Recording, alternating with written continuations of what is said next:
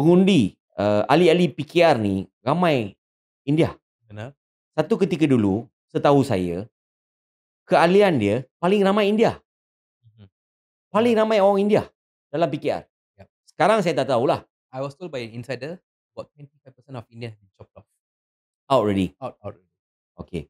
So, bila keahlian dia ramai orang India, maksudnya pengundi-pengundi pun yang akan mengundi Izzah adalah orang India. Betul. So, she have to say something about these Indians yang nak undi pada. Tapi, if these people, kalau pengundi-pengundi ini dan juga rakyat Malaysia secara keseluruhannya, boleh fikir, 2 tahun menjadi kerajaan, tak pernah sekali pun Izzah sangat prihatin dengan kaum India. Tiba-tiba kata, kita dah buat meeting 3 kali, kita nak kenalkan 4 plan untuk kaum India. Pelik sebab saya Mana Izzah pergi masa isu isu Majlis India? isu matrikulasi, isu apa-apalah, Ha. semua isu masyarakat Ada- kita tak pernah tengok muka Nurul Izzah langsung. Bapak you pun tak pergi Thaipusam, Betul? tapi pergi sekejap, Itu photo op. tiga hari sebelum Thaipusam. Then Izzah pernah pergi Thaipusam. Tak pernah. Tiba-tiba sangat prihatin dengan kaum India.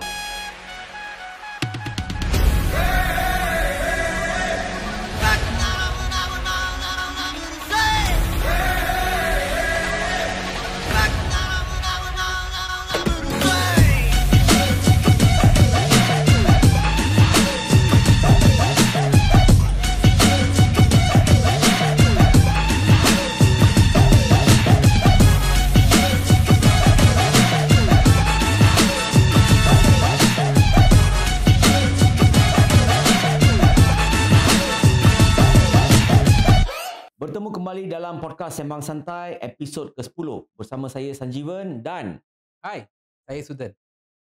apa khabar semua? Baik, saya rasa baik lah. Sudan, Baik. apa khabar? Baik. Tapi saya rasa tak baik sangatlah di camp PKR hari ni. Hangat Hangat harang. Sangat panas. Betul? Hari ini saya rasa kita nak sembelihlah hipokrisi pemilihan PKR yang tengah berlaku. Itulah, pergi mana, jumpa kawan ke, jumpa ahli keluarga pun semua berbicara mengenai pemilihan PKR yang sedang berjalan ni kan. Dia tengah panas lah. Satu panas, Sudan, tapi satu lagi sangat memalukan. Bagi saya rasa sangat memalukan lah sebab sebuah parti dalam kerajaan, parti yang sedang menjadi kerajaan, dan dalam Pakatan Harapan pula parti utama dia ialah PKR. Betul? Tapi parti itu pun boleh gaduh. Betul? So kita boleh apa orang kata buat postmortem pasal pemilihan Yang tengah berlaku yang sekarang sedang ni. berjalan ni lah.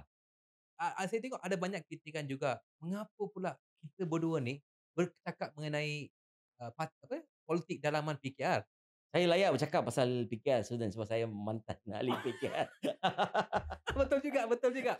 Tetapi di saying that kan, kita harus bercakap mengenai politik dalaman PKR sebab at the end of the day, parti pemerintah ialah PKR Betul? dan juga sebarang kegagalan di dalam parti itu akan dinaikkan ke nasional. Setuju? Jadi isu-isu yang mereka bawakan hari ini patut kita kaji, kita selidiki dan juga kritik. Jadi sebagai mantan ahli PKR, apa yang tengah berlaku sekarang ni? Mungkin boleh huraikan sedikit. Daripada pengalaman saya lah dan setiap kali ada pemilihan parti, Kejap. Tim Sanjeevan ni tim mana? Tim Piruk ke, Damai ke, apa? Sebab saya tak pastilah. Saya tengok banyak dia punya camp-camp ni kan. saya mantan PKR. Mantan PKR. Saya mantan PKR. bukan lagi lah, kan? Bukan lagi PKR. So, hari tu pun saya ada sebut, I rasa saya ada buat satu pernyataan bahawa tak kisahlah tim Rafizi ke, tim Izzah, mana-mana satu tim menang pun tidak ada sebarang kebaikan untuk kaum India. Betul. Dia baik kaum India, baik kaum Cina ataupun baik untuk negara. Saya rasa mana-mana tim menang sekalipun tak ada kebaikan. Sebab apa? Kita ambil Rafizi. Dia Menteri Ekonomi, Ahli Parlimen, Timbalan Presiden PKR sekarang. Dah 2 tahun duduk dalam kerajaan. Apa benda drastik yang dia dah buat untuk mengubah ekonomi negara, untuk menambah baik ekonomi negara? So, bagi saya tak nampak apa-apa, Sudan. Betul. So, tak ada apa-apa yang kata boleh menaikkan Naikkan taraf taraf up the nation. Yes. Entire nation. naikkan taraf sosioekonomi rakyat dan sebagainya, tak ada. benda yang paling cemerlang dia buat ialah vending machine. Vending machine, IPL tu. Betul. Ah, Benar, so kuat. vending machine, how many you can create millionaires dengan vending machine. Betul. So benda ni bagi saya lah tak masuk akal lah. Sama juga dengan Nurul Izzah. Nurul Izzah satu lagi ni gagal. Ya, Gagal di tempat yang dia bertanding pun. betul. Selama ni dia bercakap tentang, isu-isu rakyat, tak pernah pun saya tengok dia bersuara.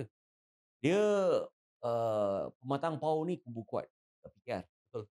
Zaman Kubu keluarga dia kan? kubu kuat keluarga dan kubu kuat, apa ni, PKR lah. Okey. So zaman, Dato' Sri Anwar Ibrahim masuk penjara pun, seat tu masih, dimenangi oleh PKR, iaitu, Datuk Sri Wan Azizah, selepas tu, Nurul Izzah. Ya.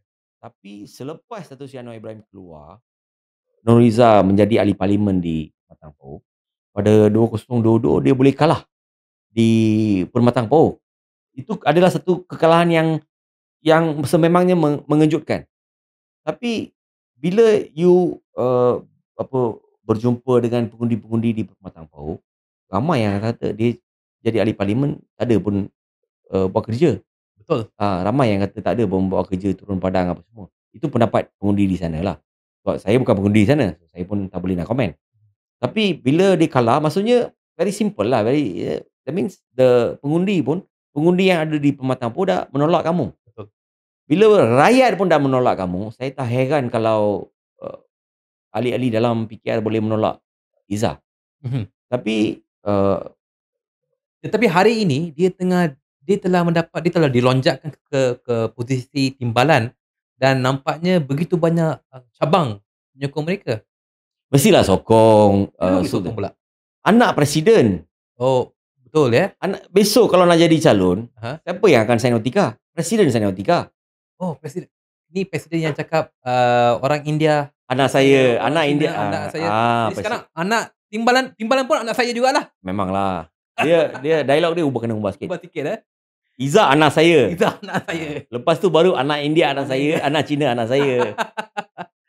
So, jadi sekarang ni I rasa memang tak boleh lah kan, mana-mana orang ahli PKR yang berfikir waras, mereka tak boleh menolak Izzah. Sebab kalau menolak Izzah, kiranya menolak Anwar lah kan?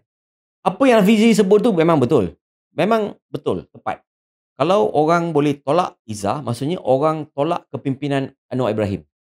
Betul. Okey, itu hari pertama apa yang Rafizi sebut. Tapi Mhm. selepas tu kalau kita tengok, kita perhati, jelajah, Rafizi, dia semakin lama semakin, eee, membuka. Okey. Membuka masalah-masalah dalaman, PKR. Mhm. Secara terbuka dia sebut apa semua. Isu Walaupun yalah ada dalam jelajah tu adalah ahli parti, tapi Ya. bila you buat live tu, yang tengok rakyat pun tengok, yang bukan ahli parti pun tengok. Benar. So benda tu dibuka macam tu. Lagi-lagilah kalau parti kerajaan. Semalam saya tengok dia punya jelajah di, Ipoh, Ipoh. Perak kan. Hmm. Dia kata, saya tulis surat kepada, presiden dan juga Setiausaha Agung.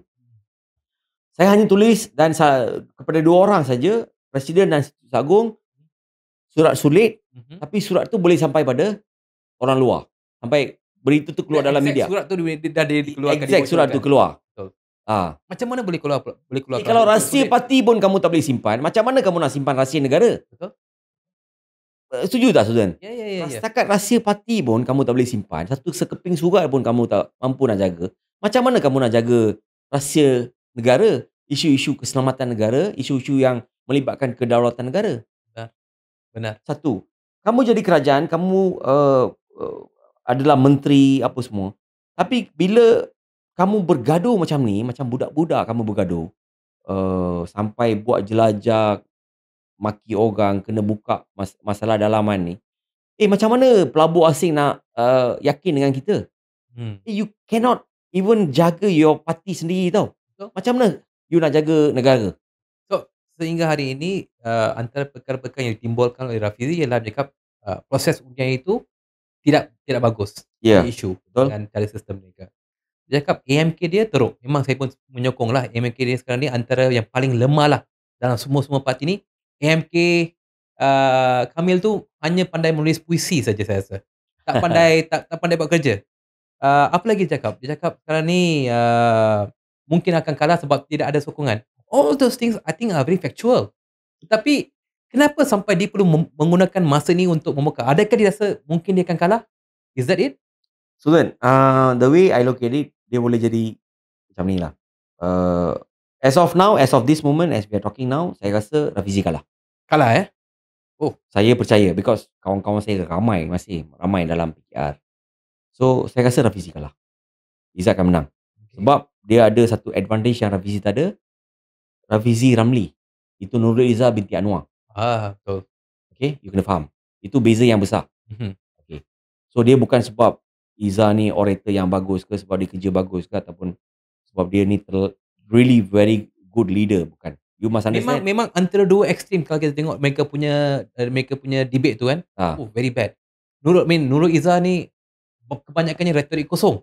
Tak, kalau salah satu sebab yang salah satu angle yang pengundi PKR boleh menilai Izzah dengan Rafizi adalah kalau mereka berdebat. Betul. Rafizi ajar berdebat, tapi Izzah kata tak perlu. Tak perlu. Sebab apa dia kata tak perlu, saya tak tahulah. And most important, debate is how they usually come up in PKR kan. Mereka suka debate. Betul. Mereka ni memang kuat berdebate. DNA debate. DNA debate. Debate dan juga turun. Tapi saya pelik lah kenapa binti Anwar boleh kata jangan berdebat. Itu saya tak faham. Sebab saya rasa mungkin dia tak ada apa untuk debatekan. Dia takut. Tapi apa, bukankah malu kalau contohnya war general takut berdebate? Malu lah. Memalukan lah. Apa nak buat dengan si Nurul ni? Yalah, pengundi-pengundi dalam PKR ni boleh menilai lah. So if the debate happens, then ahli-ahli PKR yang mengundi pada mereka boleh menilai. Tapi sekarang dia bukan sasu lagi. Saya faham dia bukan satu ahli satu undi. Dia dah untuk MPP dan naib presiden dan timbalan presiden, pengundian adalah dari ikut sistem delegate. Sistem delegate. So banyak cabang yang dimenangi oleh tim bukan Rafizi. Okay, baik. So itu satu setback untuk Rafizi. Okay.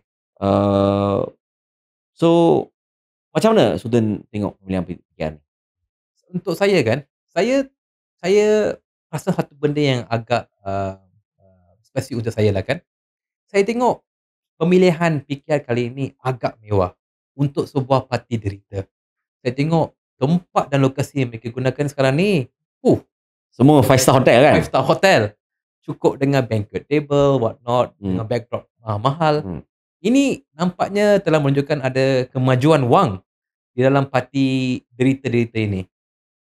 How does this happen? How did it even happen? Itu dalam pemikiran saya sekarang ni. Adakah mereka sekarang ni, ahli-ahli yang ada sekarang ni, masih mengamalkan reformasi, mengagungkan reformasi, ataupun mereka mempunyai ada agenda? Itu yang saya tertanya-tanya. Itu satulah. Untuk kedua kan, saya tanya, adakah dua-dua orang ini, tak kisahlah Kem Rafizi ke Kem Nurul Izzah ni, adakah mereka berpotensi untuk membawa perubahan reformasi yang mereka janjikan? Contohnya Azam Baki.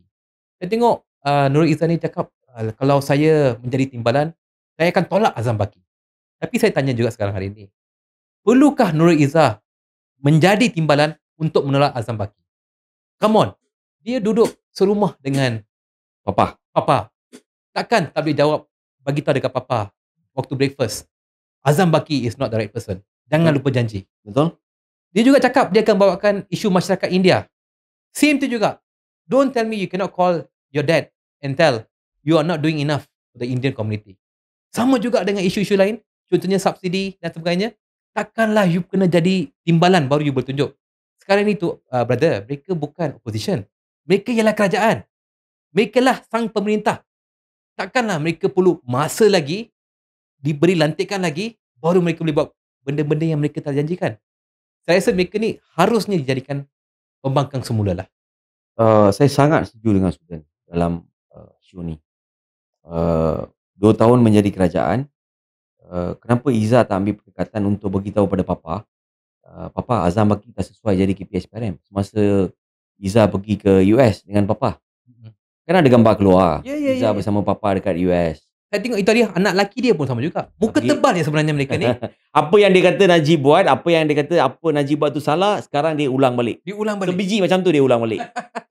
Nepotism pun ada. Tapi yang Izzah pergi itu yalah anak lelaki dia pergi, lepas tu Izzah pergi itu saya tak faham. Ha, Izzah bukan ahli parlimen. ya, Izzah tak ada jawatan dalam, kerajaan. benar, So, itu yang Anwar pergi itu urusan rasmi negara. benar. So, atas kapasiti apa dia follow, PM ke US? Atas kapasiti apa anak lelaki dia follow PM ke Russia? Kan namanya Madani, Mama, Daddy Salah dan Sudan. Nurhaliza. Bukan? Atas kapasiti binti Anwar. Binti Anwar, binti Anwar. Binti Anwar So, Ibrahim. nepotism pada hari ini bukan lagi tuduhan. Itu memang berlaku di depan mata kita. Kan? Betul? Dan juga korupsi. Dan juga sebalang bentuk advokasi mereka selalu cakap-cakap benda ni tak akan berlaku di bawah kerajaan mereka. Hari ini terang-terang berlaku. Saya rasa isu, Azam Baki, pelantikan semula Azam Baki secara kontrak ini adalah isu yang, dekat dengan hati rakyat Malaysia. Dia bukan isu kaum India ke Cina ke Melayu. Dia adalah isu yang sangat dekat dengan segenap, Mhm. lapisan masyarakat. So, dia tak kisahlah dia Melayu ke Cina ke India, semua rasa apa yang, dibuat oleh kerajaan hari ini iaitu sambung Azam Baki secara kontrak adalah salah. Satu. Yang keduanya, mereka semasa mereka menjadi kerajaan, apabila isu Azam Baki ni meletup, mereka kata mereka nak bawa siasatan. Jadi je kerajaan, siasat. Mhm. Kalau Sultan ingat lagi, Rafizi dalam ceramah masa berkempen untuk PRU, Okey. kita menang kita cari Azam Baki. Benar, betul? Betul Saya tak? ingat lagi benda tu. Betul. Menang kita cari Azam Baki. Dah menang dah 2 tahun dah jadi kerajaan. Tak, dia menang, dia cari Azam Baki untuk bagi surat tawaran Untuk sambar. Untuk tambah masa. Kita yang salah anggap tu. Kita yang misinterpret. Kita tak dengar penuh. Itu masalahnya. So, fikir pada hari ini. Saya rasa bukan lagi parti rakyat. Dia sebenarnya ialah parti keluarga dan juga monarki. Monarki Anwar, saya rasa. Sebab saya tengok, dulu dia start dengan papa. Papa bagi kat mama. Mama bagi dekat papa. Sekarang papa dengan bagi dekat Nurul Izzah. Mungkinkah akan bagi dekat cucu cicit? Itulah Madani. Itulah Kan itulah Madani. itulah Madani, ya. Mama, Daddy, Nurul Izzah. Kenapa penyokong mereka diam? Takkan penyokong mereka begitu buta. Tak nampak yang nepotism ini tengah melaratkan mereka sekarang ni. Takkan mereka tak faham? Rakyat, we as rakyat, kita faham benda ni salah. Tapi penyokong mereka boleh diam pula. Itu saya pelik sekarang ni. Adakah nepotism ini something that is very accepted by all of them? I doubt so. Then mengapa mereka takut? Takut hilang jawatan ke? Is that what it is? Mungkin 25 tahun mereka duduk bergelumang dekat jalan raya. Jadi hari ini mereka takut hilang jawatan, kerusi dan posisi mereka. Why is that so? Sekali dah rasa jawatan, dah rasa kuasa, I don't think so mereka nak lepaskan kuasa. Tapi kalau kamu gunakan kuasa yang ada di tangan dengan cara yang baik untuk membantu rakyat dan negara, tak masalah. Mhm. Tapi janganlah gunakan kuasa yang ada tu untuk, kayakan diri sendiri ataupun untuk berikan kuasa kepada keluarga sendiri. Betul. Itu salah. Kalau lagi ramai rakyat yang akan mula membenci kamu. Betul. And that is me coming to my next point. Mungkin saya tak pasti mungkin bro, you tengok semalam punya podcast kan? Podcast Rafizi. Dia ada berkata mengenai PKR akan membuka cawangan baru di Vietnam.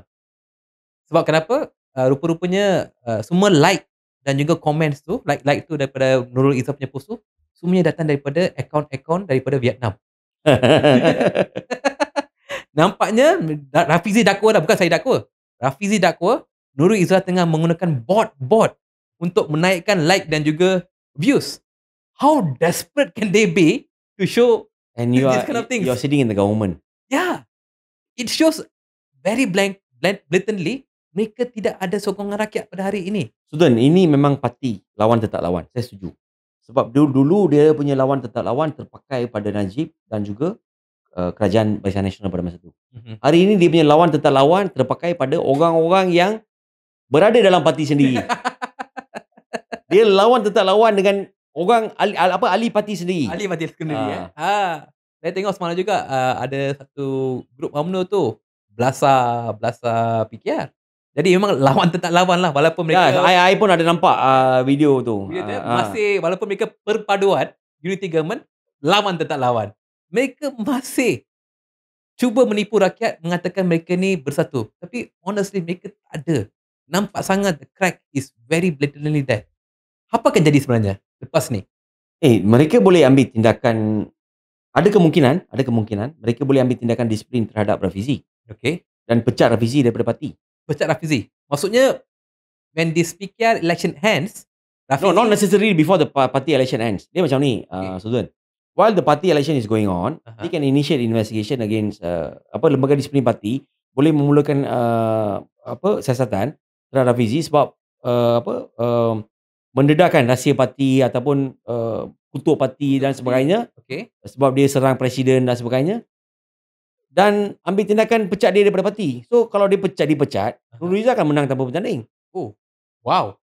Itu satu kemungkinan yang boleh terjadi. Satu lagi ialah contohnya Kalau Rafizi kalah, kalau Rafizi kalah, dia sama ada dia kalah atau dia menang sekalipun, Aha. pun boleh juga buat. itu kalau tadi menang, kalau Rafizi menang, kalau dia kalah hilang menteri. Itu tak payah pecat lah. Ha? Saya rasa, Itu terus keluar hilang menteri, what not, everything lah. ya, Do you think that is possible to happen? possible, very possible. Very possible lah. Cuma one thing lah brother. Saya tahu memang selama ni mereka cakap yang Nurul Izzah ini potensi PM dan sebagainya. Tapi at the same time 25 tahun kita disajikan nepotism ini tidak bagus, tidak betul dan sebagainya. Yang cakap ni dulunya ialah Anwar sendiri. Jadi contohlah kalau Nurul Izzah menang jawatan timbalan, adakah awak rasa Anwar akan berhenti menjadi presiden? Sebab because he should show the right path kan?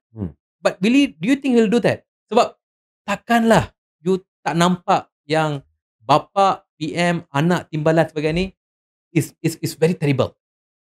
So, jadi semasa Tun Mahathir menjadi Perdana Menteri, dia didakwa, diserang bertubi-tubi kata dia amal nepotism. Najib Razak diserang juga kata nepotism. Tapi hari ini kamu buat benda yang sama juga. Nak bawa anak jadi timbalan presiden. Yelah, kita faham itu adalah demokrasi. Siapa-siapa pun boleh bertanding, tak ada masalah. Tapi kalau Nurul Izzah boleh kalah di Pematang Pauh, saya terasa tak patut dibawa ke sebagai timbalan. Betul kan? Dia Dia- kalah. dia layak bertanding. Okay. Dia sebagai ahli parti, dia memang layak bertanding. Itu kita tidak nafikan. Tapi janganlah dia bertanding dan menang hanya sebab dia binti Anwar Ibrahim. But that is what it is kan. Kalau contohnya orang lain. Tengok Saifuddin. Saifuddin pun sanggup undur diri sebab dia tengok nama binti Anwar ni masuk ke dalam gelanggang. Pandangan saya sebagai mantan ahli PKR ni, saya rasa Saifuddin bukan undur diri sebab dia berikan laluan pada Izzah ke Hafizi. Saya rasa dia undur diri sebab dia tahu kalau masuk memang Kena lenyai lah, kena lunyai lah. memang total loss lah. Dia memang dah kalah. Saifuddin ni bukan kalah kan? kita ni bukan tak kenal dengan Saifuddin. Kita kenal dia dah berpuluh tahun. So kalau setakat cabang pun dia boleh kalah, tak payah cakap timbalan presiden. Cabang pun dia boleh kalah. So itulah level Saifuddin. Tapi apa akan terjadi? Contohlah hari ni Hafizi kalah, dia keluar. Sultan, you tahu tak? Saya nak kata, kalau saya masih berada dalam PKR, saya pergi lawan dengan cabang dengan Saifuddin, saya yakin saya boleh menang. Katakan Saifuddin Menteri Dalam Negeri hari ini, saya pergi lawan, saya yang tak ada apa-apa pergi lawan cabang dengan Saifuddin, saya yakin saya boleh menang. So you should understand. Janganlah bah. Macam tu. No, why I'm saying that is because so that you know, Saifuddin ni dia bukan tokoh cabang. Dia tak ada kompetensi pun sebenarnya. Dia bukan pemimpin level cabang. Dia ni level Donald Trump.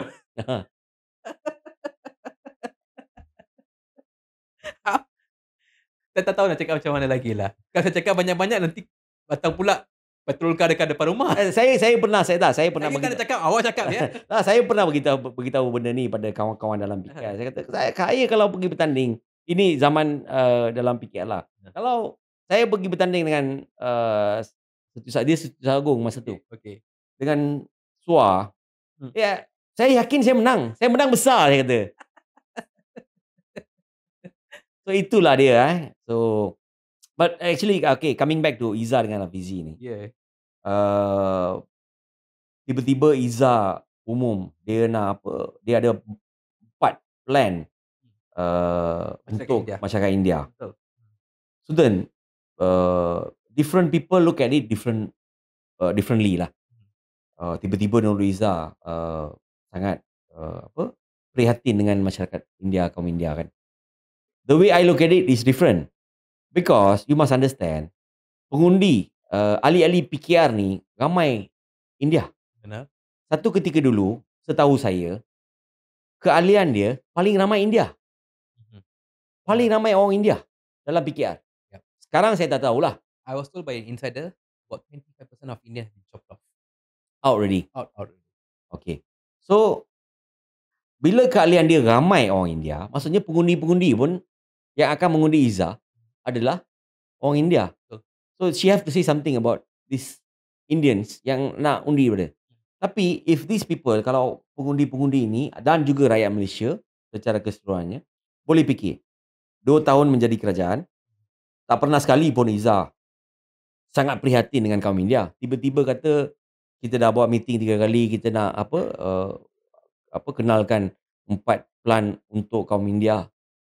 Pelik. Sebab saya Mana Izzah pergi masa isu isu Majlis India? isu matrikulasi, isu apa-apalah, semua isu masyarakat Ada- kita tak pernah tengok muka Nurul Izzah langsung. Bapak you pun tak pergi Taipusam, Betul? tapi pergi sekejap. Itu Apa, photo op. tiga hari sebelum Taipusam. Then Izzah pernah pergi Taipusam. Tak pernah. Tiba-tiba sangat prihatin dengan kaum India. Tak ada. Sudahlah. Sudan, it's getting very annoying tau. Balik-balik orang-orang politik ni dia, kita sangat prihatin kaum India. Kita nak bela kebajikan kaum India. Orang India sanggup tinggalkan MIC yang merupakan parti India dan berhijrah ke PKR. Betul. Berhijrah ke DAP. Sebab apa? Sebab dia tertipu. Terbeli dengan that dream that you sold them. Yeah. Actually they all sold them. Harapan yang betul. The hope. Yes. Harapan lah, the hope. Yeah. That they sold the Indian. That kita jadi kerajaan, hidup kaum India akan Dimajukan. lebih baik. Betul. Kebajikan kaum India terbela, isu pendidikan kita selesaikan, isu pekerjaan, isu kota, sistem kota dalam IPTA dan juga dalam Yes. dalam civil service akan dinaikkan dan sebagainya. Tapi tak sampai setahun Anwar jadi Perdana Menteri, you know what happened to the girl who asked him about the kota? Dia herdik. Budak kecil Dibuli macam tu. Betul. So sudahlah. Baik-baik Sanjeevan. Masyarakat India tahu semua harapan tu memang tak ada apa-apalah. Mereka tahu PKR pada hari ini adalah parti pengkhianat masyarakat India. It is very obvious. Ask any Indians on the street. Mereka dah tak sokong dah watak Nambiar ni. Dan cakap sekarang Nurul Izzah nak masuk sebagai untuk apa? Membela. Untuk membela. Tolonglah, jangan haraplah nak dapat sokongan tu. I don't think, saya percaya dan saya pada masa yang sama juga saya menyeru kaum India di luar sana jangan tertipu lagi. Okey, benar. Jangan benarkan diri anda ditipu lagi. Tapi Brother Sanjeev, one more thing before we close this story about PKR lah kan. Saya tengok ada juga banyak sosok-sosok figurah-figurah penting yang tengah bertanding. Bukan saja untuk timbalan, untuk VP juga. Ada menteri besar, ada Timbalan menteri dan sebagainya.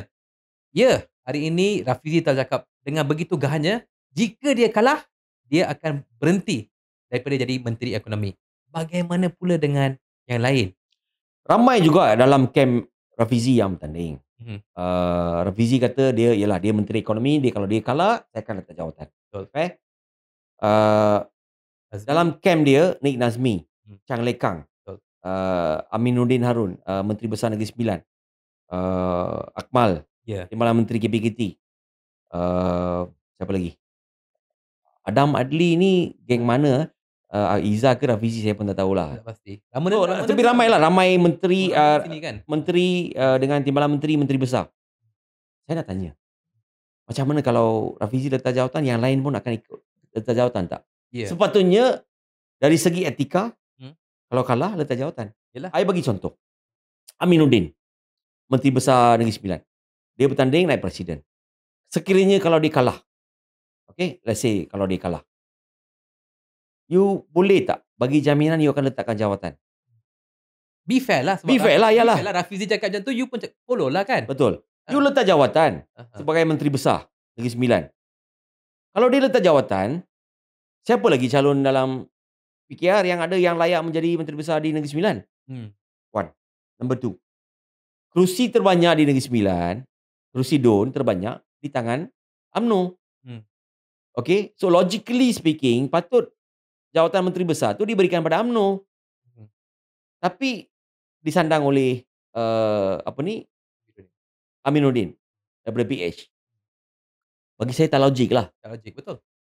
But it has to be fair sebab I remember Rafizi call out Nurul Izzah punya team when Fadilna and whatnot was fighting kan untuk Biro Wanita. So similarly, I believe kalau contohnya posisi-posisi mereka ni kalah, mereka harus melepaskan jawatan. Similar to what your boss is doing lah. Rafizi cakap dia kan letak jawatan, adakah mereka berani juga untuk letak jawatan? Sepatutnya lah, tapi ini parti kroni-kroni dan rakyat-rakyat kan. Parti keluarga dan rakan-rakan. Parti keluarga dan rakan-rakan kan. Jadi saya tak pasti apa tindakan yang mereka akan ambil. Adakah mereka akan masih mengikut reformasi yang mereka janjikan atau reformasi dah mati? Sudan, dia formula lain yang terpakai kat sini. Oh, formula. Dia ada formula dia. Oh, banyak pula. Formula dia adalah janji dulu, kencing kemudian. Itu formula dia. So, masa pemilihan tengah jalan, janji dulu. Okay. Besok kalau orang tuntut janji itu, kencing kemudian. Itu formula yang terpakai lah. Jadi mungkinlah minggu ni kita akan lihat lah kencing, mereka ni semua akan kencing bersama-sama. Minggu ni kan, dia punya ni kan. Minggu ni saya rasa. Macam Fadlina. Bagi saya, dia adalah seorang menteri pendidikan yang gagal, segagal-gagalnya. Correct. Yeah. Menteri emosi. Yeah. So, betul tak masuk akal lah, Sudan, bagi saya lah. Tapi saya tak tahulah Fadlina ni dia bertanding jawatan apa. Saya pun tak pastilah. Sebab saya bukan orang. Saya tak tahu dan saya tak nak tahu. Saya bukan orang PKR, tapi itulah kan. It is interesting to see. But I do really hope that perbalahan yang mereka bawa ini akan tamat minggu ini. Sebab perbalahan ini tidak bagus untuk negara. No, wrong. You are wrong. Perbalahan ni dia actually bermula daripada ujung minggu ni. Oh, ya kan? Selepas keputusan tu keluar. Oh. Dia bukan tamat, dia bermula daripada situ. Dia macam Halilantar tengah membelah bumi sekarang ni, perbalahan dia orang sekarang ni. So you expect that this thing is going to continue actually. Wow. I expect. Wow. This thing will prolong. And I do think contoh kalau Rafizi kalah, kalau dia keluar, this is going to be something that's unexpected. Nurul Izzah as a war general, keluar saya tak rasa. Rafizi yang saya kenal adalah Rafizi yang suka merajuk. Okay. Dia memang suka merajuk. So, keluar parti tu ada kemungkinan. Tapi ada kemungkinan juga kalau dia orang ambil tindakan disiplin dan pecat dia daripada parti. Sebab kalau Rafizi kalau Rafizi kalah dan masih berada dalam parti, dia masih boleh memecah belahkan parti. Sebab you kena faham, dia punya following pun besar dalam PKR. Walaupun rakyat di luar ramai dah mula tolak Rafizi, ramai dah mula tolak PKR dan PH, tapi dalam PKR dia punya following besar. So I think it's time for us to grab popcorn lah. That's what I've been doing. Yeah. Every single day I sit down and watch lah. Apa benda yang dia akan bawa pada hari ini? Apa benda yang Rafizi akan bongkarkan hari ini? Nah, ini parti yang membela pilihan raya yang tulus, adil, bersih apa semua. Parti yang berguling-guling di atas jalan raya minta pilihan raya umum diadakan secara berintegriti, secara bersih. Tapi pemilihan parti sendiri pun gagal. Sampai Rafizi Timbalan Presiden kata ketelusan JPP tu dipersoal. Maksudnya Rafizi kata, apa, cara pemilihan parti tu dijalankan tu tak betul lah. Dia pun kutuk macam-macam. Pemilihan parti pun kamu tak boleh buat. Macam mana kamu nak menguruskan negara? Parti yang ada saya rasa lebih kurang 1,000,000 orang ahli pun kamu tak boleh nak uruskan. Macam mana kamu nak uruskan 33, 34 juta rakyat Malaysia? Mereka sanggup tipu rakyat untuk terus popular. Tapi hari ini kita fahamlah, mereka hanya mengejar kontrak dan juga posisi di dalam kerajaan. That's it. I really They want hope, to stay in power. yeah, I really hope their fake lies comes through this weekend. It's already out. Yeah. Like every jelajah Rafizi has been, hitting hard. Ya, yeah, ya. Yeah. Itulah, hari ini inilah parti keluarga dari Torik. Macam Suzan, saya nak sentuh sikit mengenai isu apa yang Izzah kata ada 4 plan untuk kaum India kan. Okay. Saya nak tanya pendapat Suzan. Sebab mereka adalah kerajaan hari ini. Mitra di bawah mereka. Mereka boleh menggunakan mitra untuk membantu rakyat. Membantu kaum India sekiranya kalau mereka nak. Tapi apa yang mereka dah buat, Suzan? Bro, Mitra ni macam Handy Plus. Dia sebenarnya cancer. Isu-isu macam ni sebagai cancer. But they're just throwing a Handy Plus on top of it. But let's be very, very honest. Betul ke Mitra tengah berfungsi pada hari ini? Setahu saya, Mitra is not really doing anything. Ya, setiap tahun mereka janjikan 100 million, 100 million. In fact, last year pun mereka janjikan 100 million. Tetapi sehingga hari ini dah masuk bulan 5 ke bulan 6. Setahu saya, wang Mitra belum lagi dikeluarkan. Banyak geran-geran yang dijanjikan kepada masyarakat India is not out there. Contohnya, dialysis. It's not given out. Contohnya kepada bantuan untuk kindergarten contohnya. It's not out. Banyak program-program yang mereka janji akan dan lancarkan. You can go ask the participant. The money is not out yet. Ini dah masuk hampir bulan 6. Dah hampir setengah tahun lah. Ini dah hampir setengah tahun. Lepas ni baru nak buka geran. And then 3 months, tutup. Bila nak bagi geran? So, ujung tahun, kalau duit tak habis pakai, kena pulang balik pada... Pulang balik. So, I think this year, I don't think so they even have the timeline to even finish the grant. Jadi, apa sebenarnya mereka janjikan? Semuanya kosong. Mitra itu, no lah. I don't believe it. Di bawah mereka ni, you can't do much. All fake lies. People have to see through this. People have to ask. They are not serious. Bagi saya lah, Sultan. Mereka ni tidak serius dalam menangani masalah yang dihadapi oleh kaum India. Okay? Ada mitra. Duit ada. Dana untuk mitra 100 juta ada. Tapi dana tu kenapa kamu tak hagikan? Daripada January onwards or February onwards. Ini dah bulan Mei. Seperti Ya, kalau seperti mana Sultan kata. Duit 100 juta ada depan mata. Kenapa agilah? Bagi pada orang susah. Bagi pada untuk kuil. Bagi pada anak-anak orang pelajar India yang nak pergi IPTA. Betul. Bagi untuk pelajaran pendidikan mereka dan banyak benda lain. Mereka janji saja. Mereka cakap mereka dah umumkan tapi sebenarnya duit tak keluar. Tanyalah. Ask the people. Have you guys got the money? Semua orang akan cakap tak. Because that's the truth. They are denying this truth actually. Tapi yang chair mitra ni sekarang ni pun YB Prabah. Orang ahli parlimen Batu. Yang telah gagal pemilihan. Ya betul, dia tewas dalam Kan? di cabang Batu lah. Di cabang Batu. Tak tahulah apa fungsi dia sekarang ni di dalam mitra pada hari ini. Saya rasa ini mungkin term terakhir dia sebagai ahli parlimen. I think so because Cabang pun dah kalah. Mesti orang yang menang ataupun orang lain akan tuntut untuk menjadi bertanding di Batu. You never know. Correct, that's true. Ya. Your chairmanship as a mitra is also a failure. Ya, betul. Tahun lepas belum lagi umum siapa yang terima dana. Tahun ini dana tak keluar pun sampai sekarang. What are you doing? Jadi sebenarnya apa janji-janji yang mereka bawakan untuk masyarakat India? Semua janji kosong. Tak ada sebarang perubahan untuk masyarakat India. On top of that, Nurul Izzah tengah bawa janji baru. Tak boleh harap lah dia orang ni sebenarnya. 4 plan baru 4 untuk kaum India. Dia so, memang Capati dah ada dah. So lepas ni tos Chutney pada tak tahulah apa lagi dia nak bawa. Dia ni betul-betul memang binti Anwar Ibrahim. So we have to see. But I really hope that these lies will end. Or like you said, the start for people to see, notice mereka sebenarnya gagal. Kerajaan yang gagal paling teruk in all our lives. This is it. Be care lah. elok jugalah mereka jadi kerajaan, Sultan. Dalam 2 tahun rakyat dah tengok apa, apa apa apa, eee, impak dia pada negara kalau mereka ni menjadi kerajaan. Mhm. So rakyat dah tengok, saya rasa saya yakin rakyat akan membuka mata ketika mengundi dalam PRU, 16 nanti. Betul, agree. So, this weekend duduk rumah dengan popcorn lah. Pasti, tak perlu pergi pawagam, tengok je dekat dekat Twitter. Apa yang terjadi. So, okay Sudan, saya rasa kita pun dah sampai pada penghujung podcast. Hari ni kita bincang only on pemilihan PKR.